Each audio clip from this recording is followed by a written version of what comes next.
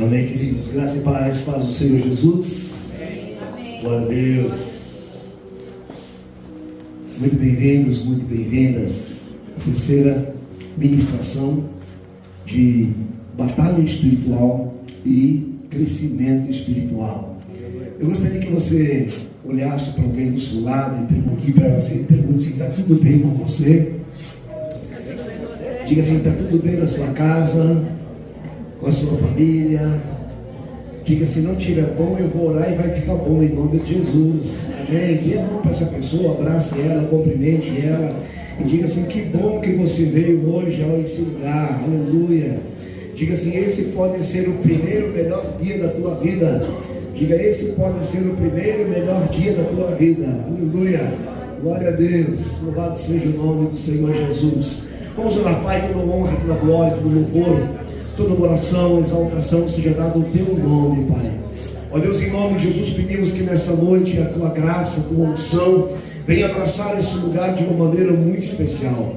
Pai, no nome de Jesus, nós nos levantamos contra todo principado e potestade, contra toda a fortaleza do inimigo, em nome do Senhor Jesus. E pedimos que o teu Santo Espírito venha ministrar o nosso coração nessa noite. Eu te peço em nome de Jesus, para a glória desse nome.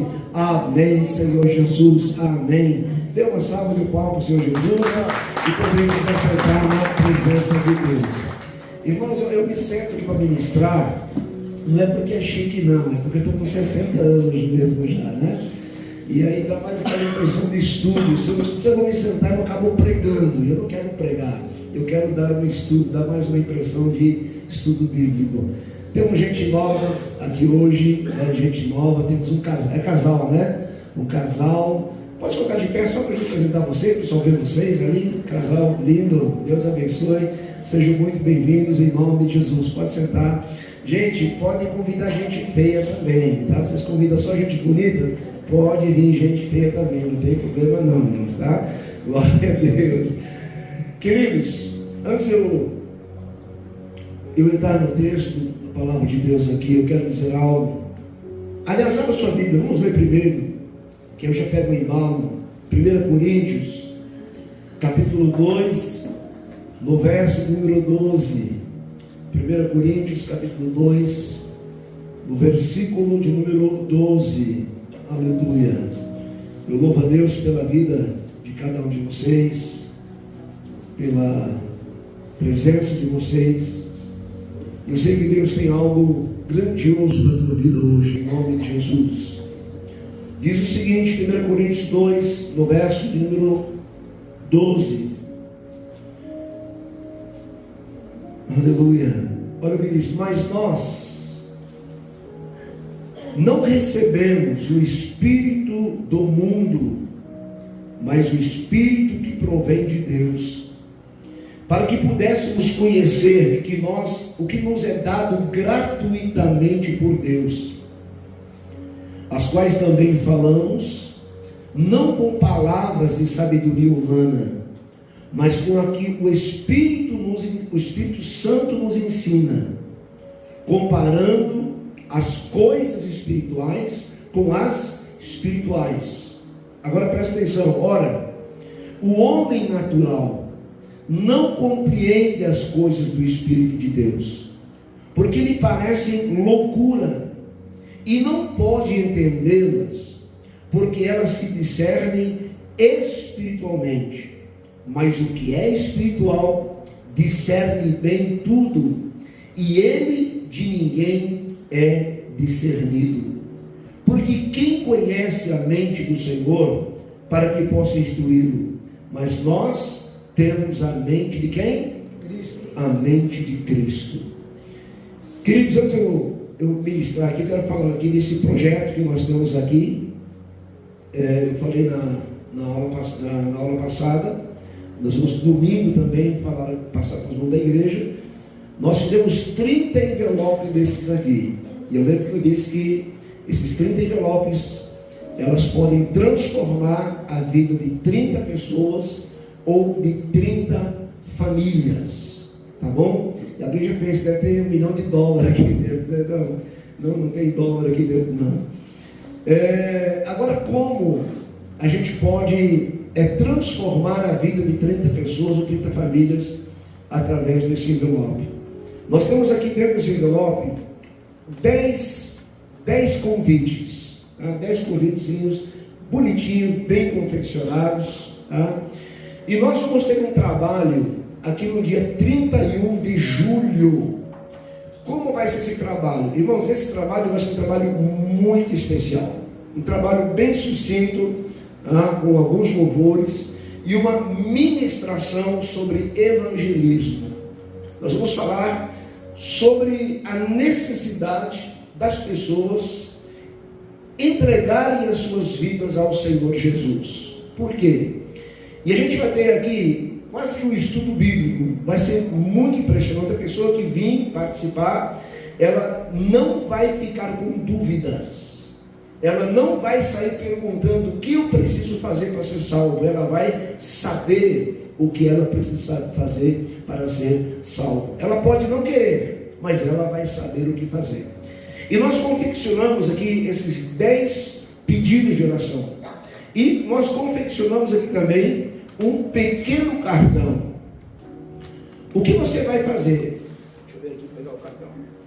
O que você vai fazer? Você que for pegar esse envelope, irmãos, qualquer pessoa pode pegar o envelope, tá? Mas pegue com muita responsabilidade e seriedade, tá? Não pegue de qualquer jeito, leva para casa e lave. Então é melhor não pegar, tá?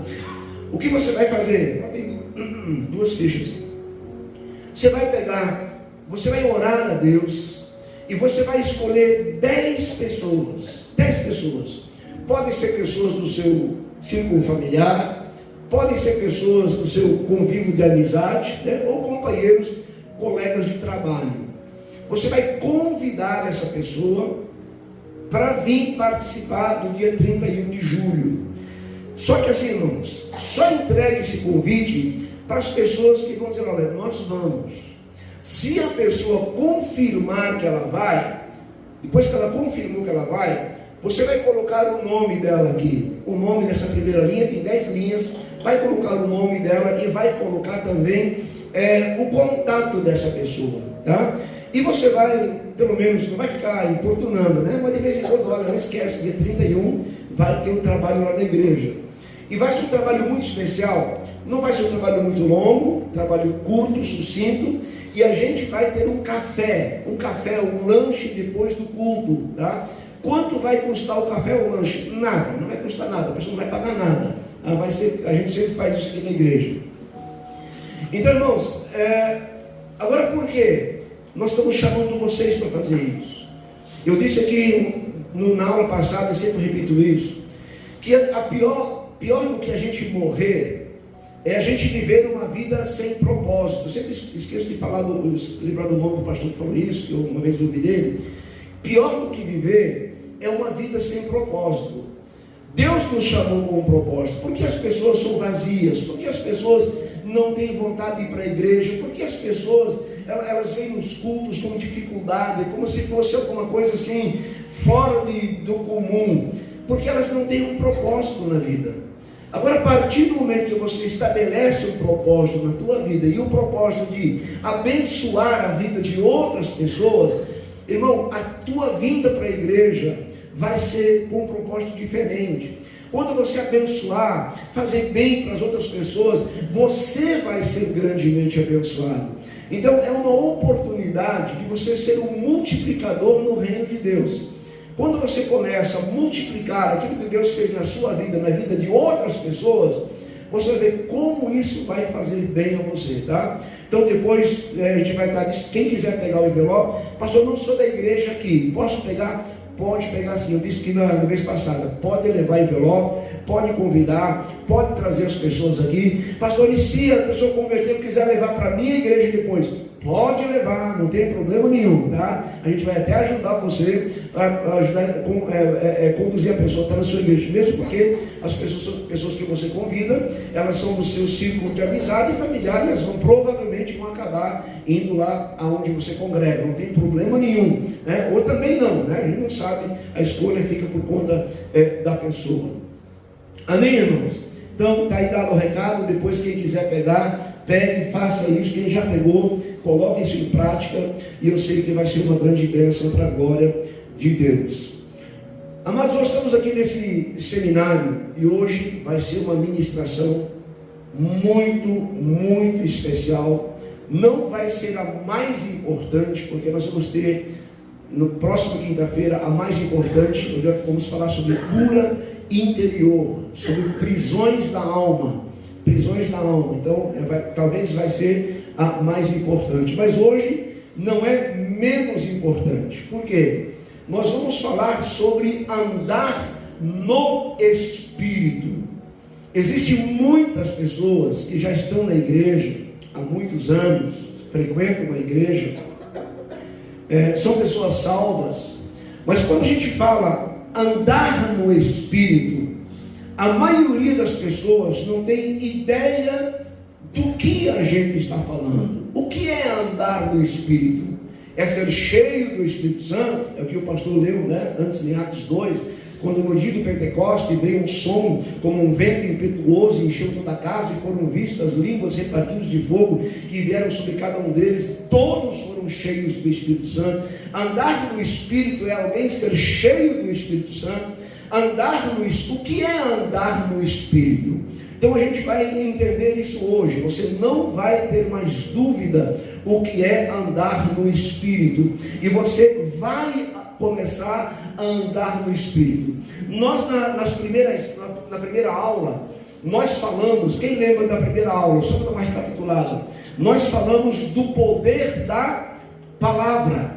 Nós falamos do poder da palavra, falamos dos 3 níveis do poder que a palavra tem. Quem lembra o primeiro nível? Quem arrisca falar o primeiro nível? É o nível do convencimento. É aquela pessoa que tem uma boa fala, que tem uma boa retórica, ela sabe se expressar bem, e ela tem o poder de convencer as pessoas. Um bom vendedor, ele consegue vender muito mais com um bom argumento, né? Então todos nós precisamos desenvolver esse bom argumento. Inclusive, para pregar a palavra de Deus, quem tem um bom argumento, ele se sai muito melhor daquele que não tem um bom argumento. Então é o poder do convencimento, e a gente tem isso na Bíblia. O segundo nível, qual é o nível? Quem lembra?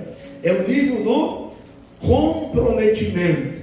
É quando a gente se compromete com a palavra. Quando você se compromete com alguém, você promete alguma coisa para alguém, se não cumpre, a pessoa vai dizer: puxa, fulano, você prometeu, né? Você falou que ia fazer, por que não fez? É o nível de comprometimento. A Bíblia fala assim que nós temos que tomar muito cuidado com aquilo que nós nos comprometemos. Porque nós podemos nos comprometer com coisas que a gente às vezes não dá muito valor para elas, mas que podem ter um profundo reflexo na nossa vida espiritual e também no nosso futuro. A pessoa diz assim: olha, fulano não tem palavra, né? Ele já me prometeu várias vezes, nunca cumpriu. Então é uma pessoa que não tem palavra. Então é o poder do comprometimento. Também a Bíblia diz que se nós confessarmos com a nossa boca, se no nosso coração nós crermos, e se com a nossa boca confessarmos a Jesus, nós somos salvos. Então existe o comprometimento para a perdição e existe o comprometimento para a salvação. A Bíblia diz: se você no teu coração você crê, no teu coração você acreditar, e se com a tua palavra você se comprometer com Deus, se comprometer com Jesus, você será salvo. Então é o segundo nível, que é o nível do comprometimento. Mas há um terceiro nível. Qual é o terceiro nível? Quem tem que lembrar? Não é possível. Eita glória! É o nível da realização.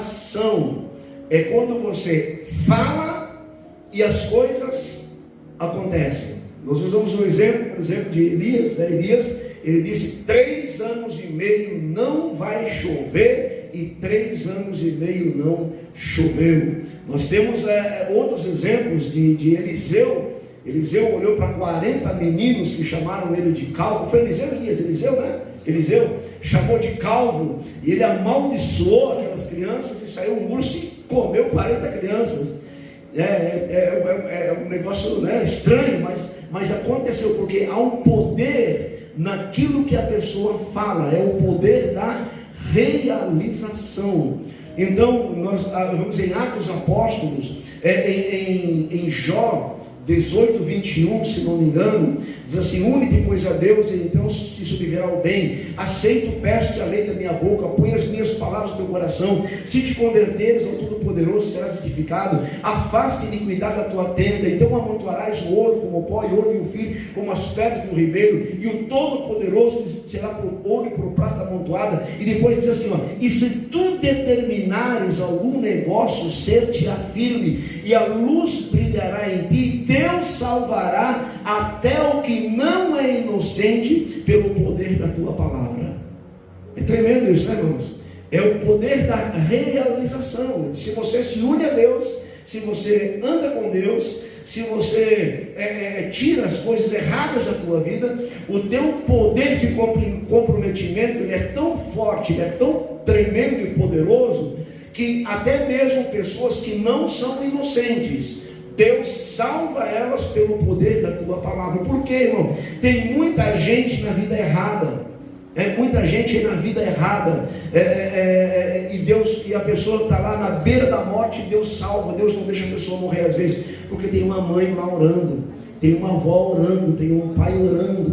Às vezes Deus está abençoando a tua vida. Você diz: pastor, eu não sou de oração, eu não oro, não jejuo, não vou na igreja muito, eu sou meio cético. Mas a oração de alguém está orando com você.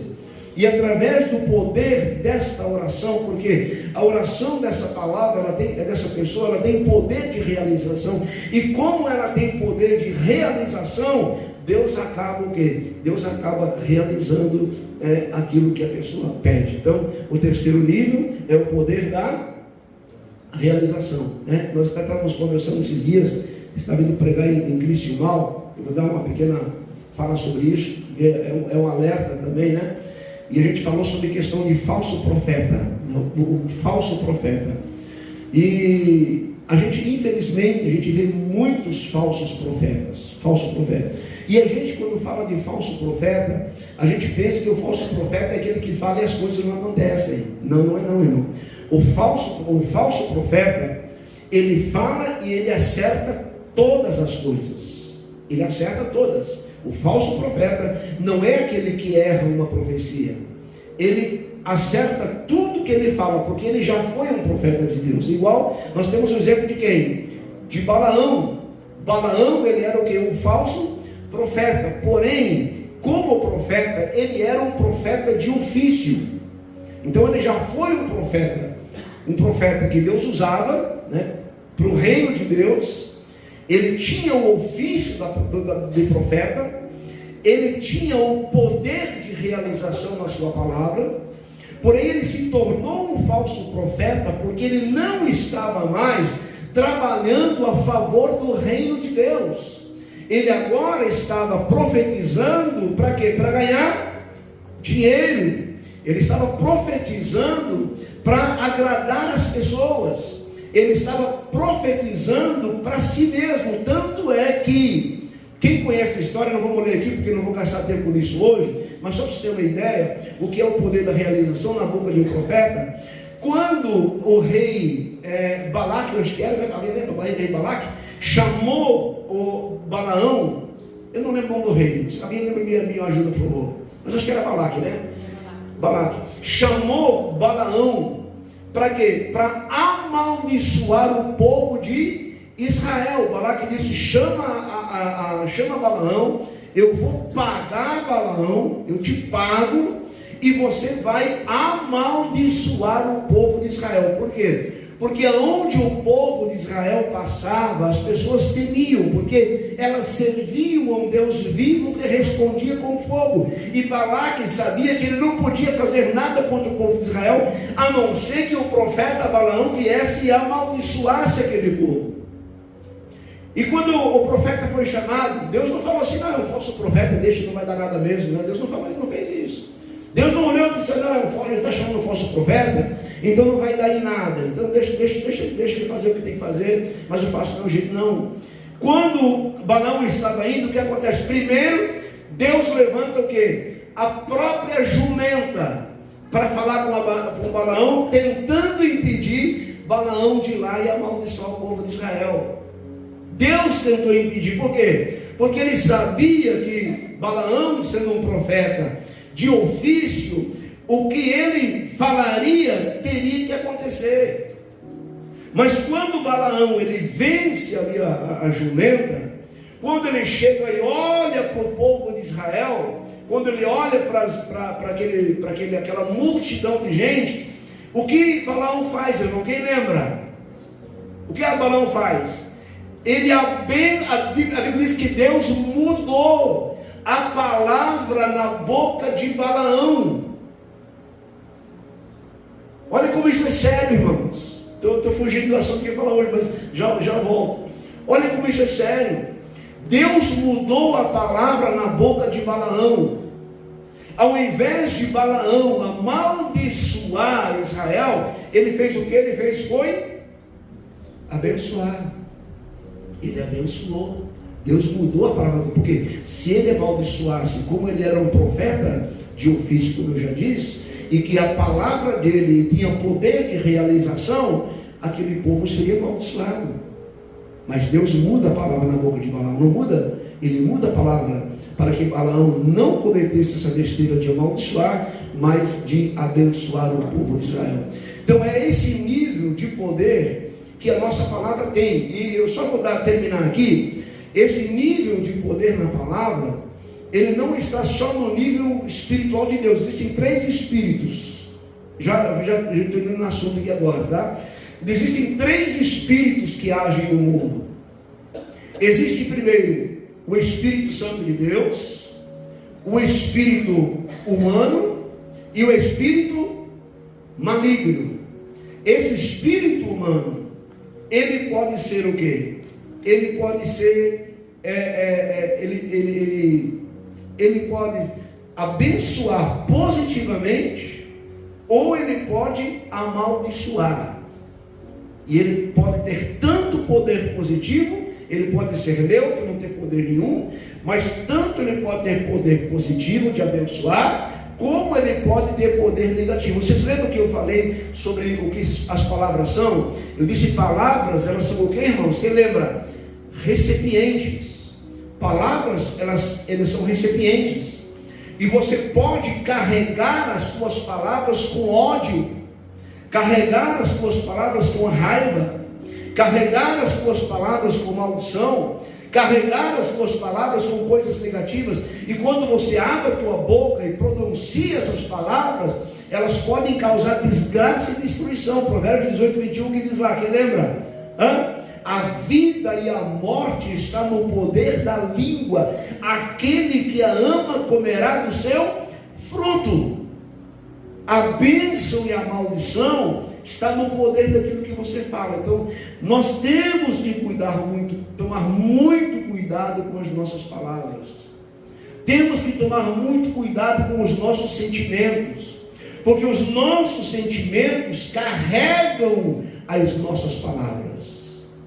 E volto a dizer, palavras são recipientes. Cuidado com o que você está enchendo esses recipientes. Eu não sei se vocês chegaram a ver, mas eu um dia passou um vídeo na minha For You. Talvez alguém já assistiu. Se alguém assistiu, dá um sinal com a mão.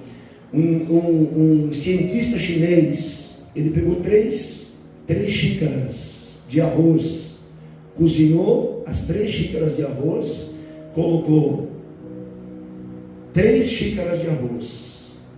E numa xícara ele chegava todo dia e dizia: te amo, você é uma bênção na minha vida. Eu estou usando minhas palavras aqui, né? Você é uma bênção, eu gosto muito de você. E o outro ele dizia: eu te odeio, você é um problema na minha vida. E foi amaldiçoando aquele corpo. E o outro ele simplesmente deixou de lado. Em 30 dias. Alguém assistiu esse vídeo? Alguém viu? Viu? Irmão, viu, né? Viu, né? Viu? Em 30 dias, o arroz que ele dizia que era uma bênção, que fazia bem, começou a exalar perfume, um cheiro suave, um cheiro agradável. O arroz que ele amaldiçoava o tempo todo, ficou preto, se pretejou e apodreceu. E o que ele deixou de lado, simplesmente mofou e não deu em nada. Então, aí você imagina, né? Se no arroz produz tal efeito, imagina nas pessoas, quando você falar com elas, né? Minha mãe, por exemplo, ela tinha ela conversava com as plantas. Tem gente que conversa com plantas aqui? Planta, você está bonita, está linda. Conversa com planta também? Quem mais conversa com plantas? Conversa? Não tem, pode conversar com elas, sem problema. Mas no dia que elas responderem, procura um psicólogo. Se elas te responderem, procura um psicólogo. Mas já foi comprovado que você conversando com as plantas, elas reagem bem, né? Elas ficam mais viçosas, elas ficam mais bonitas, tá? Então tudo isso estou falando para você ter uma ideia da questão do poder da realização que tem o que? As nossas palavras, a nossa palavra. Amém, amados? Glória a Deus. Irmãos, eu estou sem relógio aqui. Eu não sei se eu vou ficar perguntando a hora para alguém, ou quando eu começar a levantar e ir embora, eu paro, né? E o horário, eu estou sem relógio aqui, tá bom? Mas, irmãos, eu quero entrar aqui, falar sobre viver no Espírito. Eu espero que eu consiga terminar esse assunto hoje, mas se eu não conseguir, na próxima a gente termina. Por quê? Porque é muito importante que isso fique bem claro para você. O que significa andar no Espírito? Eu gostaria que alguém abrisse a Bíblia em 2 Coríntios, capítulo 5, no verso 17. Se alguém puder abrir aí, 2 Coríntios, capítulo 5, no verso 17. Aleluia. Amém. Irmãos, eu estou gravando esses vídeos, estão lá no YouTube. Seria muito bom se você assistisse de novo em casa, recapitulasse, é muito importante, tá?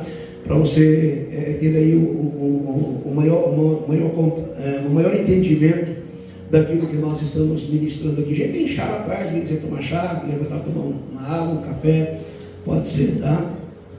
2 Coríntios 5, 17 que diz. Quem achou? Alguém achou aí?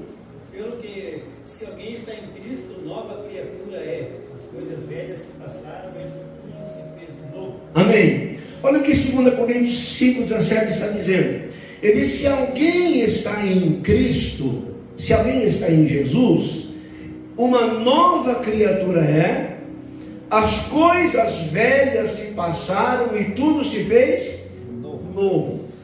A grande maioria de nós, quando nós lemos esse texto, nós temos uma compreensão bem limitada daquilo que esse texto está falando.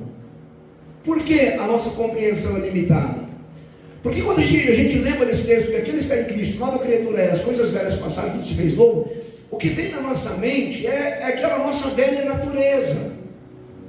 É aquela natureza de pecado, aquela vida pregressa que você vivia, aquelas coisas erradas que você fazia. Então você lembra que você foi perdoado por Deus e você foi feito uma nova criatura, e aquelas coisas velhas se passaram e tudo se fez novo.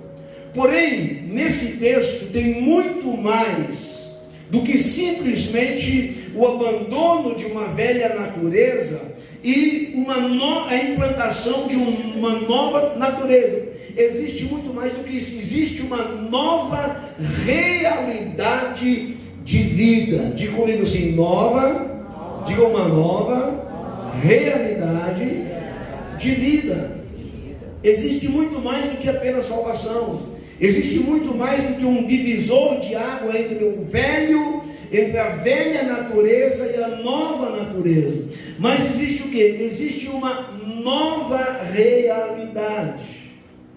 E essa nova realidade, ela só vai ser vivida de uma maneira plena se ela for conhecida.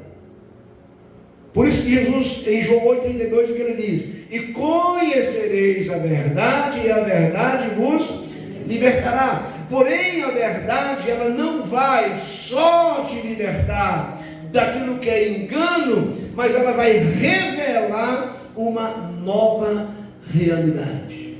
E aí eu volto a dizer que a maioria dos crentes hoje não conseguem viver essa nova realidade porque desconhecem essa nova realidade.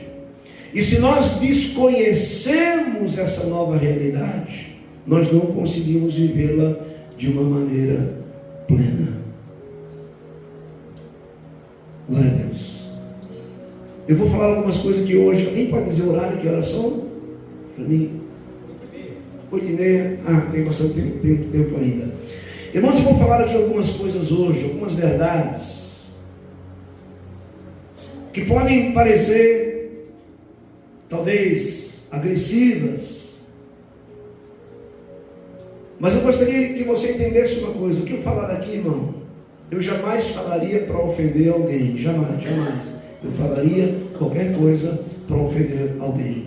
Eu não vou atacar você jamais, mas nós vamos atacar algumas coisas que estão em nós, que precisam ser atacadas e que precisam ser transformadas para que a gente viva essa nova realidade. Obrigado, vamos orar aqui. Para a gente viver essa nova realidade. Gente, esse dia eu estava contando, já comecei a falar, eu estava contando para uma pessoa, não lembro quem foi, de uma pessoa que mais me influenciou e mais fez bem para mim e para o meu ministério. Eu até quero falar isso, já partiu, já está com Jesus. Eu até quero falar aqui para honrá-lo, pelo que ele fez. Era o irmão Lázaro. Irmão Lázaro era um senhor bem de idade, uma pessoa muito culta, uma pessoa muito inteligente.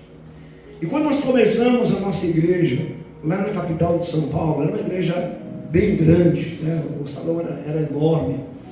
O irmão Lázaro, ele entrava na igreja, eu lembro até hoje, ele sentava assim, ele tinha um negócio na lateral da parede, e ele escorava assim o descanso, né? Fazia um descanso, e ele ficava me assistindo. Mas ele ficou me assistindo por muito tempo, ele se tornou membro daquela igreja. E eu comecei a viajar bastante, comecei a viajar muito na época, fazia muita cruzada de milagre, pregava muito fora. E esse irmão Lázaro, um dia ele chegou para mim e ele perguntou assim: Pastor Lenz, as igrejas que você vai pregar lá são igrejas grandes ou são igrejas pequenas?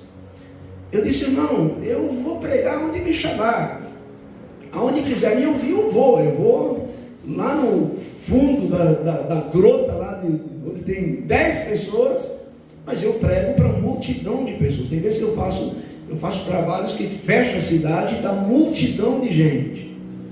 E ele olhou para mim e disse assim: olha, eu me admiro que você viaja tanto, que você tem tantos convites e você fala tão errado do jeito que você fala. Gente do céu, na hora eu olhei assim para o irmão Lázaro, eu era novo na época, arrogante. Eu olhei para o irmão Lázaro e disse: quem é esse velho para querer vir me corrigir? Eu fiquei muito bravo. Por quê, irmãos?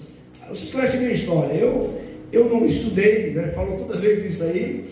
Eu aprendi a falar português com 8 anos de idade.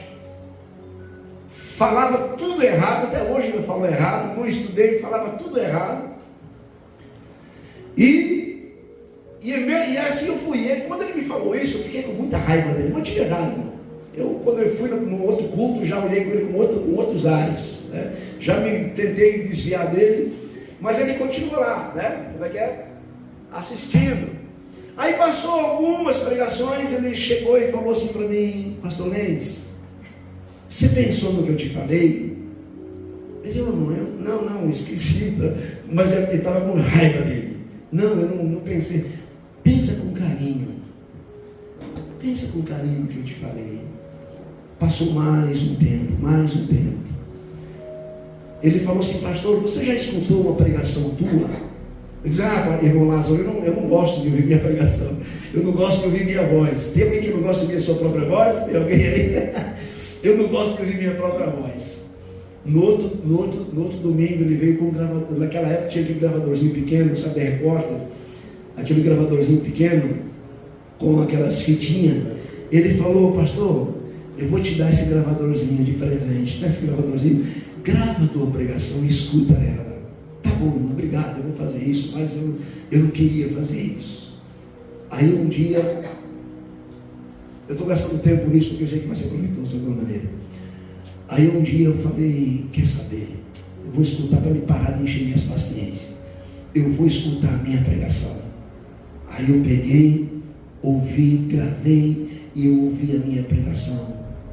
Quando eu ouvi a minha pregação, eu falei: misericórdia. Falei: não acredito que as pessoas saem de casa para me escutar.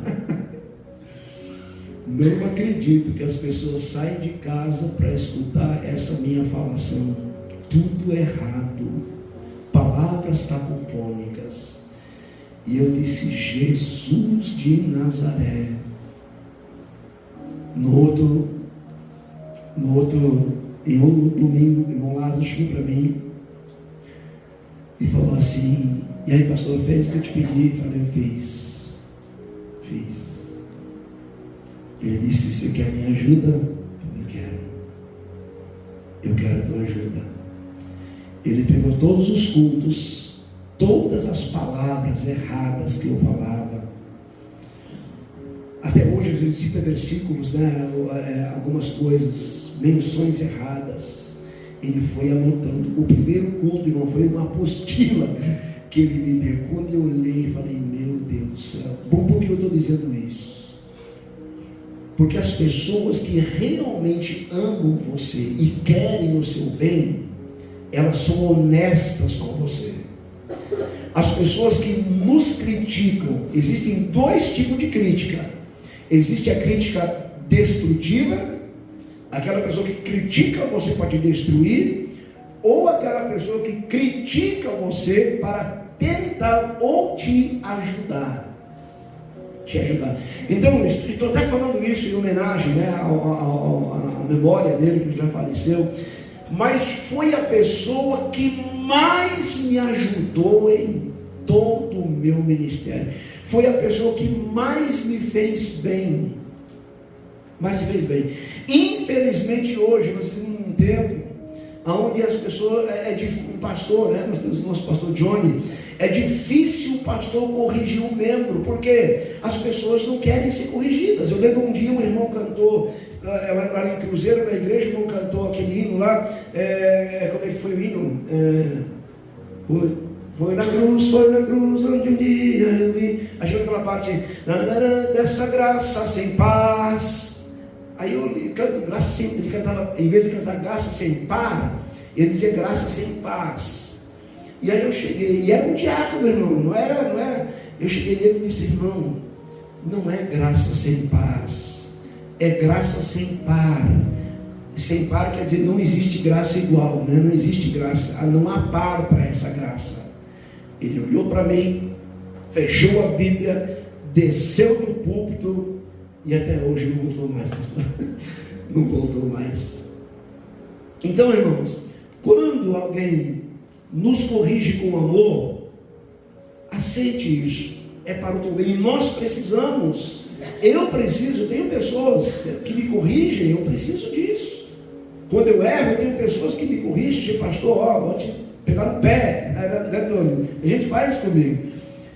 Então, irmãos, às vezes a pessoa não, mas é pastor, não vou falar nada. Fale sim, meu irmão, porque vai fazer bem, vai nos ajudar. Então nós precisamos corrigir. Então, para a gente viver essa nova realidade em Cristo Jesus, nós precisamos tirar da nossa vida aquilo que são paradigmas. Aquilo que a gente estabelece na nossa vida como sendo verdades, mas que na verdade não são realmente a verdade. Jesus falou assim: não se coloca vinho novo em odres velhos. Não se coloca um vinho novo em odres velhos, porque se você colocar vinho novo em odres velhos, os odres velhos rompem. E um dia eu vi um pastor falar sobre essa questão. Ele disse, olha, ele entendeu quando os odres velhos se rompem. Ele contou, disse, olha, muitas vezes vinham pessoas para a igreja dele, e aquelas pessoas vinham e diziam, pastor, mas que culto lindo, que culto abençoado, eu estou aqui um mês, a minha vida mudou, foi transformada, eu vou ficar aqui nessa igreja, e aquela coisa toda, porque realmente aqui eu conheci o evangelho, aquela coisa toda. Mas de repente ele começou a reclamar. Ah, pastor, mas um pastor sentado, pregando sentado, e ainda com uma jaqueta jeans, isso não é pastor. Não, pastor, o pastor tem que ser terno, gravata, né? Bonitinho, sapato. E aí de repente ele começa a ver coisas que não se encaixam no seu padrão religioso. Ah, eu não concordo com isso, porque eu não aprendi isso. É quando os odres se rompem e o vinho novo se emparna. Tudo aquilo que a pessoa recebeu de novo na vida dela, naquele novo tempo que Deus estava trabalhando na vida dela, ela começou a olhar coisas na igreja que diz, olha, esse padrão aqui não é o padrão que eu aprendi lá na outra igreja, esse padrão aqui não é o padrão que meu pai vivia, não é o padrão que minha mãe vivia, esse padrão aqui não se encaixa na minha maneira de olhar para um cristão. E aí os odres se rompem. É igual uma mãe, filho, né? Uma mãe, o filho fala assim para a mãe, que comida gostosa, mãe, né? O pai também, eu modestamente eu faço comida boa, né, Laís? Que comida boa, que comida gostosa. E aí que a criança come aquela comida, nunca vê a mãe fazer a comida, mas só come porque acha gostoso. Mas um dia essa criança, ela fica do lado da mãe enquanto a mãe está cozinhando. Ah, mãe, você põe cebola nessa comida? Não, eu não gosto de cebola. Cebola é ruim. É, mas eu ponho cebola. Ah, mãe, você põe alho? Você coloca alho? Não, eu não. E aí ela vai criticando a forma que a mãe está fazendo a comida. O que vai acontecer? Ela já não vai mais ver aquela comida com os mesmos olhos que ela via antes. Por quê? Não está dentro do padrão que ela imaginava. Que a mãe colocava só amor, só colocava amor, carinho naquilo e sal. Ela não imaginava que tinha cebola, que tinha alho, que tinha outros componentes, outros condimentos, obrigado, outros condimentos que ela não gosta desses condimentos. Mas são esses condimentos que dão sabor ao alimento. Amém, queridos? Então muitas vezes esses odres eles se rompem. Por quê? Porque às vezes nós estabelecemos o que é um cristão, né? Nós estabelecemos o nosso padrão. Não, eu acho que Deus gosta disso, eu acho que tem que ser assim. E não é assim, meus irmãos. Aleluia. Deixa eu orar aqui. Eu estou gastando tempo, mas eu estou achando que está sendo proveitoso, né? De alguma maneira aqui. Eu acho que não vou conseguir terminar esse assunto hoje aqui. Talvez eu tenha que jogar para a próxima semana. Amém? Vocês compreenderam, irmãos? Alguém tem uma pergunta? Alguém tem algo para dizer, pastor Johnny? Algo a colocar? Alguém tem uma pergunta? La pergunta, irmão? Sim? Tem alguma pergunta, irmãos? Amém? Agora, qual é essa nova realidade? Essa nova realidade, ela está em 2 Pedro, alguém abre para mim, 2 de Pedro, capítulo de número 1, aleluia. 2 de Pedro, capítulo 1, no verso de número 4. Quando a gente fala dessa nova realidade, quando a gente fala dessa questão do rompimento dos odres, a gente fatalmente vai lembrar também de Romanos 12, 2, que a gente sempre fala sobre esse texto, de Romanos 12, 2, que diz assim: mas não vos conformeis com esse mundo, mas transformai-vos pela renovação do vosso entendimento, para que experimenteis a boa e a perfeita vontade de Deus. Algumas traduções dizem assim: não vos amoldeis, não fique moldado ao mundo, não fique moldado ao velho sistema religioso. Se você se amoldar nesse velho sistema, não tem como Deus fazer algo novo em você. Gente, vou correr aqui para tentar terminar o assunto hoje, em 15 minutos aqui, tá? O que diz na 2 Pedro 1,4? Aliás, vamos começar no versículo 1. Quem achou? Para mim ler, por favor. 2 Pedro 1, no verso 1 até o 4. Simão Pedro, servo e apóstolo de Jesus Cristo, ao que conosco alcançaram fé igualmente preciosa na justiça de nosso Deus e Salvador Jesus Cristo. Graça e paz vos sejam multiplicadas no pleno conhecimento de Deus e de Jesus nosso Senhor. Perdão, irmão. É 2 Pedro 1,4, 1, está lendo? 1,3, 1 Pedro 1,3. Eu acho que eu falei errado. 2 Pedro 1,3. Visto como o seu divino poder nos tem dado tudo o que diz respeito à vida e à piedade, pelo pleno conhecimento daquele que nos chamou por sua própria glória e virtude. Continua. Pelas quais ele nos tem dado as suas preciosas e grandíssimas promessas, para que por elas vos torneis participantes da natureza divina, havendo escapado da corrupção que pela concupiscência que há no mundo. Amém, obrigado. Olha aqui, qual é essa nova realidade? Qual é essa nova realidade? A nova realidade em Cristo, quando nós vemos 2 Coríntios 5,17, aquele que está em Cristo, nova criatura é, as coisas velhas se passaram, tudo se fez novo. A nova realidade é que nós somos feitos participantes da natureza divina. Você agora tem duas naturezas. A primeira natureza é a natureza física. A segunda natureza, ela é a natureza divina. Você passa a ser participante da natureza divina. Agora nós precisamos entender uma coisa muito importante. Agora presta atenção, em nome de Jesus. Costura os odres ali, para não estourarem agora, né? Aliás, não costura, troquem, tira os odres velhos, coloca odres novos, senão no que eu vou falar aqui agora eles podem romper, tá bom, irmão? O que eu vou falar aqui é muito sério. Nós nessa nova natureza, em 1 Tessalonicenses, eu vou citar aqui, para não a gente gastar muito tempo, ler depois, 1 Tessalonicenses, capítulo 5, no verso 23, a Bíblia diz assim, que todo o vosso espírito, alma e corpo sejam plenamente conservados e irrepreensíveis para a vinda de Jesus. Quando Deus apresenta aqui essa tricotomia humana, olhando a partir dos céus,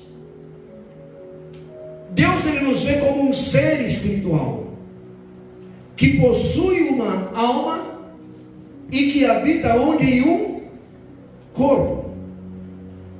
Olhando da perspectiva humana, o centro, e também já vejo na Bíblia vários textos, o centro do homem não é o espírito, como a maioria de nós pensamos, e também não é o corpo. O centro do homem, ele é a alma. Quando Jesus ele veio nos salvar, ele veio salvar nosso espírito, o nosso corpo, ou ele veio salvar a nossa alma?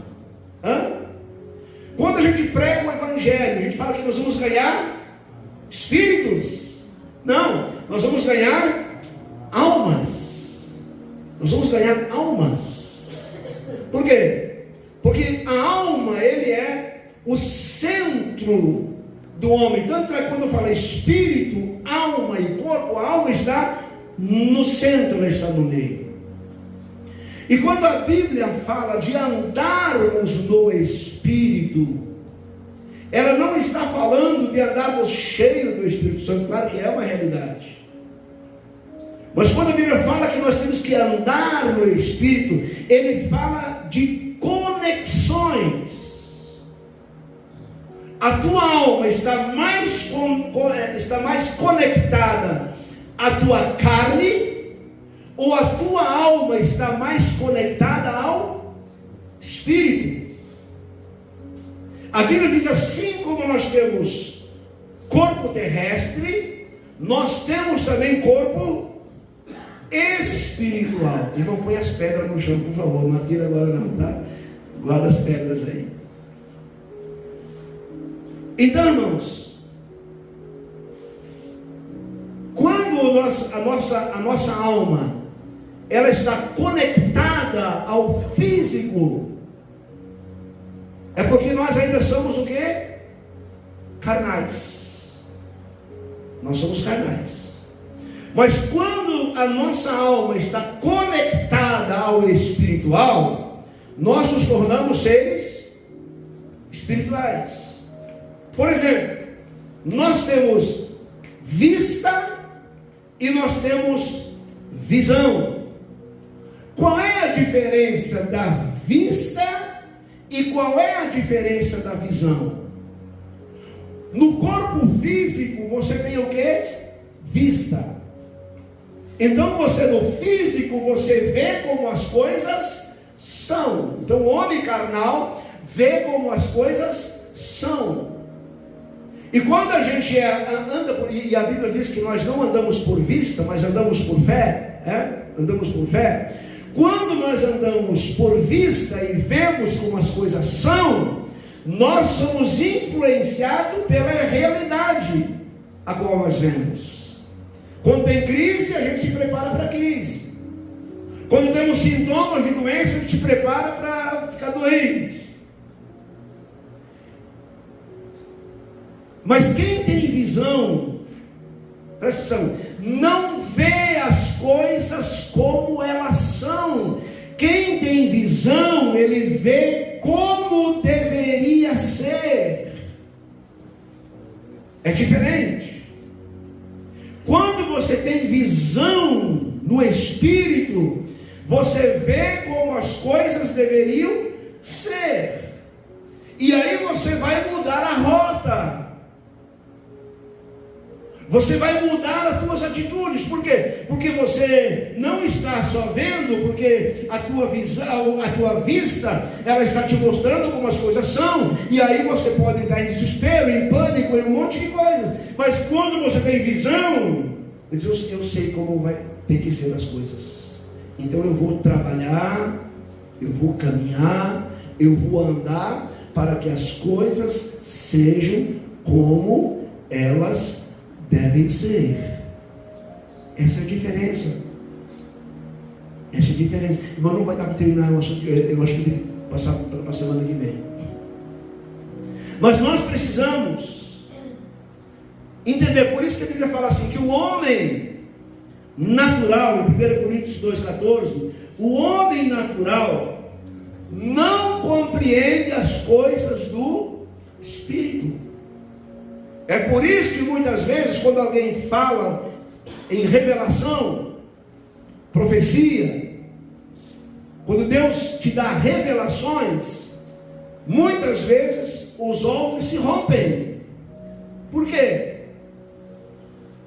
Porque o homem natural, ele não consegue compreender. Mas como assim isso? Eu não entendo isso. Como assim? E a gente se adapta àquilo que é natural.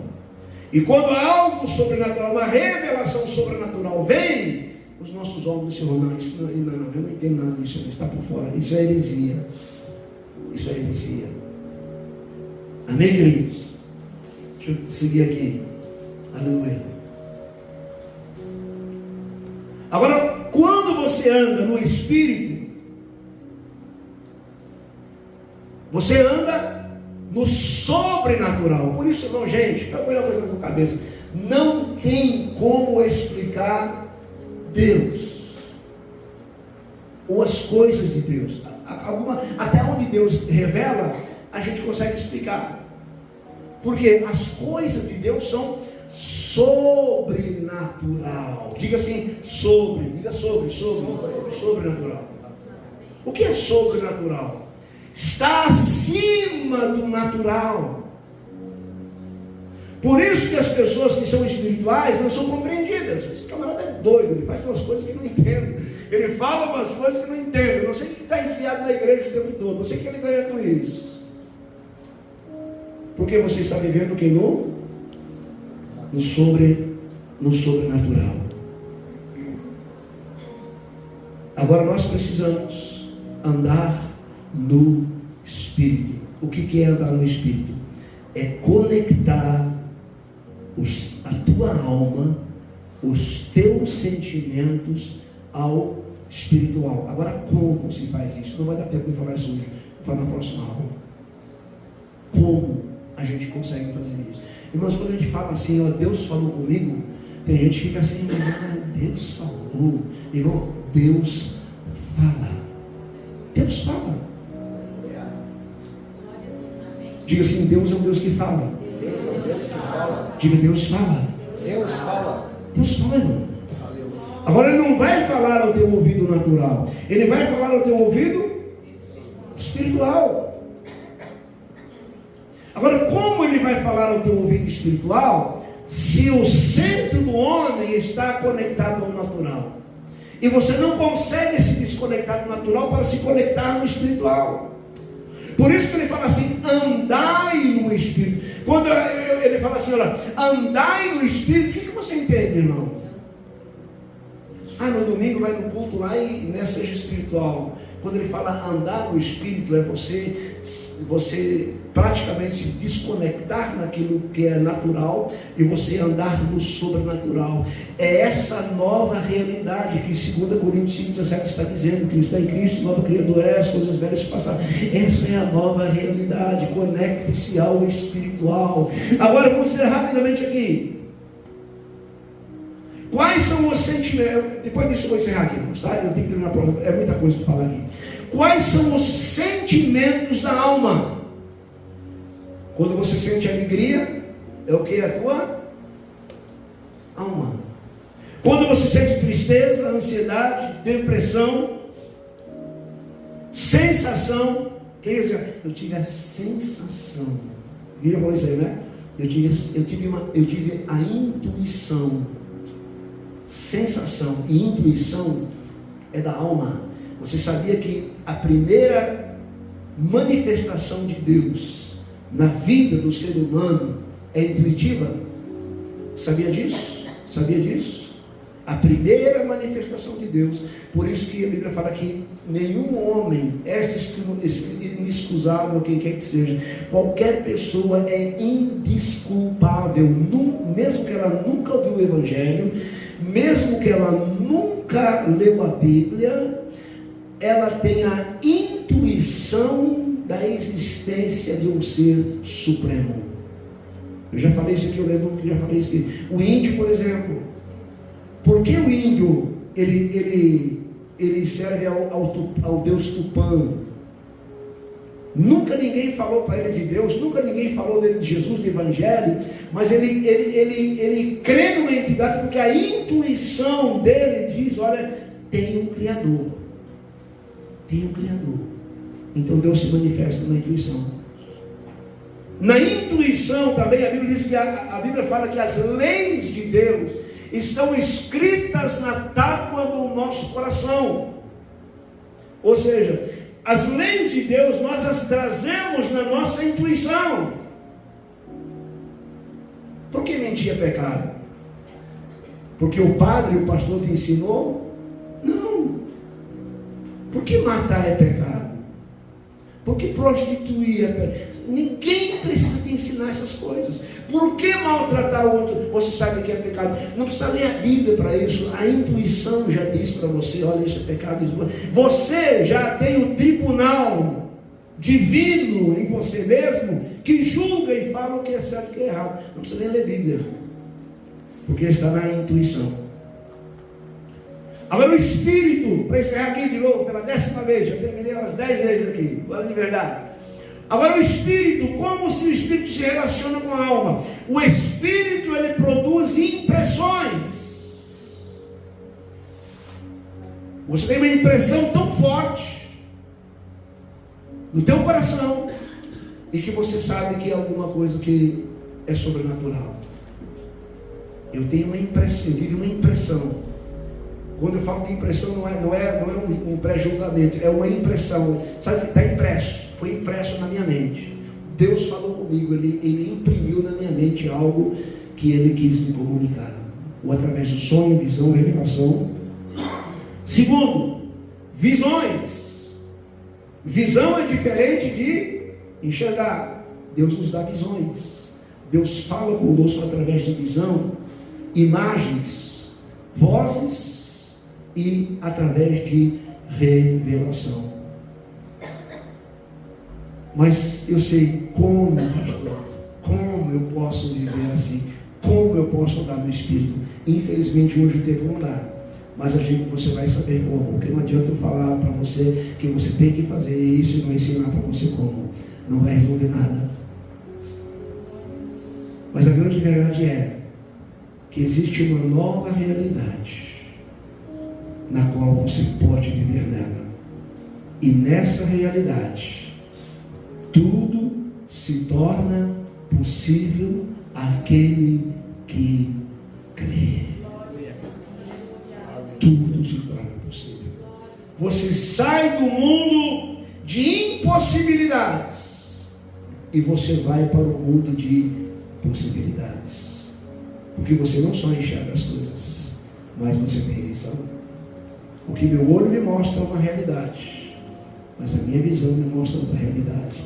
Então eu não ando por vista, eu não ando por sentimento, eu ando por visão.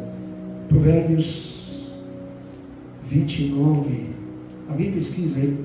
Se não tiver visão, o povo perece. É Provérbios 29, se não me engano.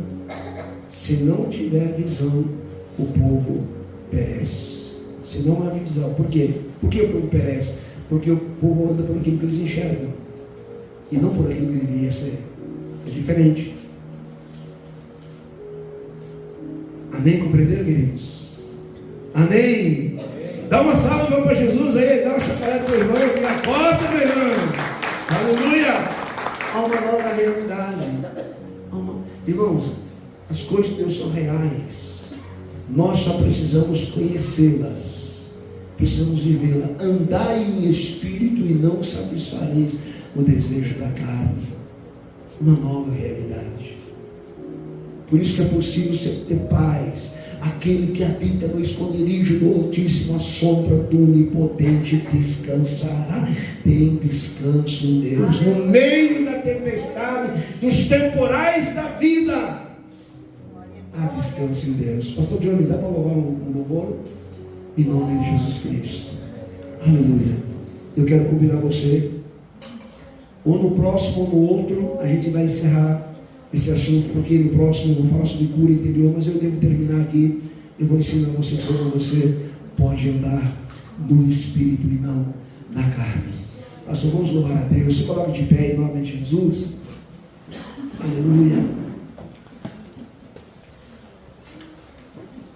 Quem foi abençoado aí? Quem foi abençoado? Quem foi abençoado? Eu fui abençoado, glória a Deus. Gente, vocês não sabem como eu sou abençoado com essas ministrações. Vocês não sabem.